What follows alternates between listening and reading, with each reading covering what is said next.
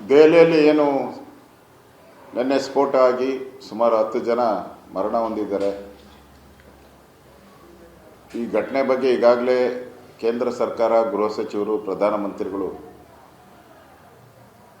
ಸ್ಥಳ ವೀಕ್ಷಣೆ ಮಾಡಿದ್ದಾರೆ ಮತ್ತು ಕ್ರಮಗಳನ್ನು ತೆಗೆದುಕೊಳ್ತಾ ಇದ್ದಾರೆ. ಇದು ಪಾಕಿಸ್ತಾನ ಪ್ರೇರಿತವಾದಂಥ ಭಯೋತ್ಪಾದನಾ ಚಟುವಟಿಕೆ ಇರಬಹುದು ಅನ್ನೋ ಒಂದು ಮಾಹಿತಿ ಇರ್ತಕ್ಕಂಥದ್ದು. ಇನ್ನೂ ಕನ್ಫರ್ಮ್ ಆಗಬೇಕಲ್ಲ, ಆ ಮಾಹಿತಿ ಕನ್ಫರ್ಮ್ ಆಗಬೇಕು, ಯಾರು ಮಾಡಿದ್ದಾರೆ ಅನ್ನೋದು ಕೂಡ.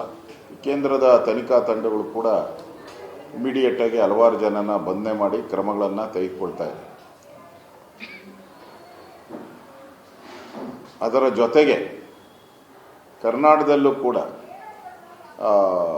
ಈ ಒಂದು ಜೈಲುಗಳ ಮುಖಾಂತರ ಇಲ್ಲಿರುವಂಥ ಭಯೋತ್ಪಾದಕರು ಮಾಡರ್ನ್ ವೆಪನ್ಗಳನ್ನು, ಎಲೆಕ್ಟ್ರಾನಿಕ್ ಸಿಸ್ಟಮನ್ನು ಬಳಕೆ ಮಾಡಿ ಪರಪ್ಪನ ಅಗ್ರಹಾರದಿಂದ ಈ ಟೆರರಿಸ್ಟ್ ಅಂದರೆ ಡೆಲ್ಲಿಯಲ್ಲಾಗಿರುವಂಥ ಘಟನೆ ಏನಿದೆ, ಡೆಲ್ಲಿಯಲ್ಲಾಗಿರುವಂಥ ಬ್ಲಾಸ್ಟ್ ಏನಿದೆ, ಮಾಡಿರೋ ವ್ಯಕ್ತಿಗಳೇನಿದ್ದಾರೆ, ಇಲ್ಲಿ ಪರಪ್ಪನ ಅಗ್ರಹಾರದಿಂದ ಇವನು ಮೊಬೈಲ್ ಮುಖಾಂತರ ಅಥವಾ ಬೇರೆ ಇನ್ಸ್ಟ್ರೂಮೆಂಟ್ ಮುಖಾಂತರ ಅವ್ರನ್ನ ಕಾಂಟ್ಯಾಕ್ಟ್ ಮಾಡಿದ್ದ. ಇದರೆಲ್ಲ ಇವನ ಪಾತ್ರ ಏನಿದೆ, ಇವನೇ ನೇರವಾಗಿ ಭಾಗಿಯಾಗಿದ್ದಾನ, ಪರೋಕ್ಷವಾಗಿ ಭಾಗಿಯಾಗಿದ್ದಾನ, ಇದು ಕೂಡ ಭಾಳ ಇಂಪಾರ್ಟೆಂಟ್.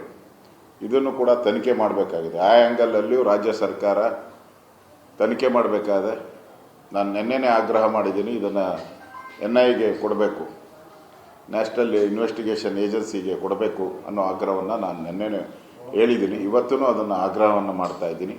ಯಾಕಂದರೆ ಇವರು ಭಾಳ ದಿನಗಳಿಂದ ಈ ಪರಪ್ಪನ ಅಗ್ರಹಾರದಲ್ಲಿ ಯಾವ್ಯಾವ ಟೆರರಿಸ್ಟ್ ಜೊತೆ ಮಾತಾಡಿದ್ದಾನೆ, ಮತ್ತು ಅವ್ರಿಗೆ ಎಕ್ವಿಪ್ಮೆಂಟ್ ಕೊಟ್ಟೋರು ಯಾರು, ಆ ಮೊಬೈಲ್ಗಳನ್ನು ಸಪ್ಲೈ ಮಾಡಿದವರು ಯಾರು, ಅದರಿಂದ ಇರುವಂಥ ಭಯೋತ್ಪಾದಕರು ಯಾರು, ಅದರಿಂದ ಇರುವಂಥ ರಾಜಕಾರಣಿಗಳು ಯಾರು, ಇವೆಲ್ಲ ಬಯಲಿಗೆ ಬರಬೇಕಾಗಿದೆ. ಇದು ರಾಷ್ಟ್ರದ್ರೋಹದ ಕೆಲಸ ಮತ್ತು ದೇಶದ ಭದ್ರತೆಗೆ ಸಂಬಂಧಪಟ್ಟಂಥದ್ದು.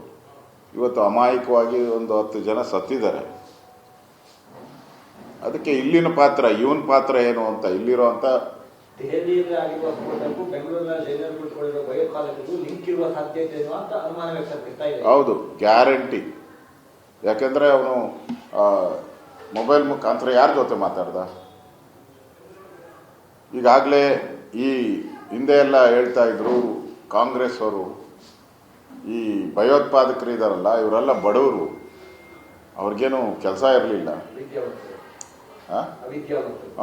ಕೆಲಸ ಇರಲಿಲ್ಲ, ಅವಿದ್ಯಾವಂತರು, ಅವ್ರಿಗೆ ಗೊತ್ತಿಲ್ದಿರ ತಪ್ಪು ಮಾಡ್ತಾ ಇದ್ದಾರೆ ಅನ್ನೋ ಮಾತುಗಳನ್ನು ಕಾಂಗ್ರೆಸ್ ವಲಯದಲ್ಲಿ ನಾವು ಕೇಳ್ತಾ ಇದ್ದೀವಿ ನಿರಂತರವಾಗಿ.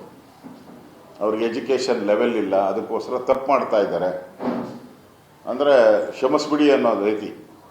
ಆದರೆ ಈಗ ಸಿಕ್ಕಾಕೊಂಡಿರೋರೆಲ್ಲರೂ ಕೂಡ ಡಾಕ್ಟರ್ಸು, ಇಂಜಿನಿಯರ್ಸು, ಈ ಥರದ ವ್ಯಕ್ತಿಗಳೇ ಸಿಕ್ಕಾಕೊಂಡಿರೋದು. ಅಂದರೆ ಇವರು ಯಾವ ರೀತಿ ಟೆಕ್ನಾಲಜಿಯನ್ನು ಬಳಕೆ ಮಾಡಬೇಕು ಮತ್ತು ಟೆರರಿಸ್ಟ್ ಆಕ್ಟಿವಿಟೀಸ್ ಮಾಡಬೇಕು ಅನ್ನೋದ್ರ ಬಗ್ಗೆ ಹೈಟೆಕ್ ಭಯೋತ್ಪಾದಕರು ಇವರಲ್ಲ, ಹೈಟೆಕ್ ಭಯೋತ್ಪಾದಕರು. ಇಂಥವರ ಬಗ್ಗೆನೂ ಕೂಡ ಇನ್ನು ಮುಂದೆ ಎಚ್ಚರಿಕೆ ಇರಬೇಕು ಅನ್ನೋದು ನಮ್ಮ ರಾಜ್ಯ ಸರ್ಕಾರನೂ ಕೂಡ ಗಮನ ಹರಿಸಬೇಕು. ವೋಟ್ಗಾಗಿ ಓಲೈಕೆ ಮಾಡುವಂಥ ಪ್ರವೃತ್ತಿ ಏನಿದೆ ಅದು ಕರ್ನಾಟಕದಲ್ಲಿ ಜಾಸ್ತಿ ಆಗ್ತಾ ಇದೆ. ಅಲ್ಪಸಂಖ್ಯಾತರನ್ನ ಓಲೈಕೆ ಮಾಡುವಂಥದ್ದು, ಅವ್ರು ವೋಟ್ ಹಾಕ್ತಾರೆ ಅನ್ನೋ ದೃಷ್ಟಿಯಿಂದ ಅವರಿಗೆಲ್ಲ ಫ್ರೀಡಮ್ ಬಿಡುವಂಥದ್ದು.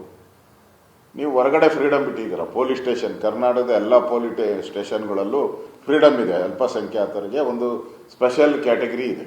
ನೀವು ಯಾವುದೇ ಸ್ಟೇಷನ್ಗೆ ಹೋದ್ರೂ ಕಾಂಗ್ರೆಸ್ ಅದು ಬಂದಾಗ ಅವ್ರಿಗೊಂದು ಸ್ಪೆಷಲ್ ಗ್ರೇಡ್ ಇದೆ, ಸ್ಪೆಷಲ್ ಸ್ಟೇಟಸ್ ಕೊಡ್ತಾರೆ.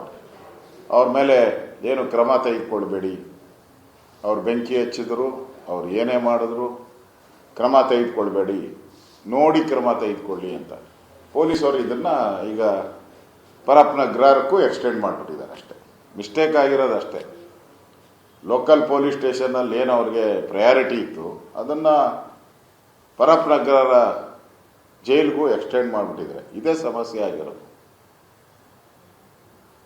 ನಿನ್ನೆ ಹೋಮ್ ಮಿನಿಸ್ಟರ್ ಹೇಳಿದ್ದಾರೆ, ಪತ್ರಿಕೆಯಲ್ಲಿ ಬಂದಿರೋದು, ದೇಶದ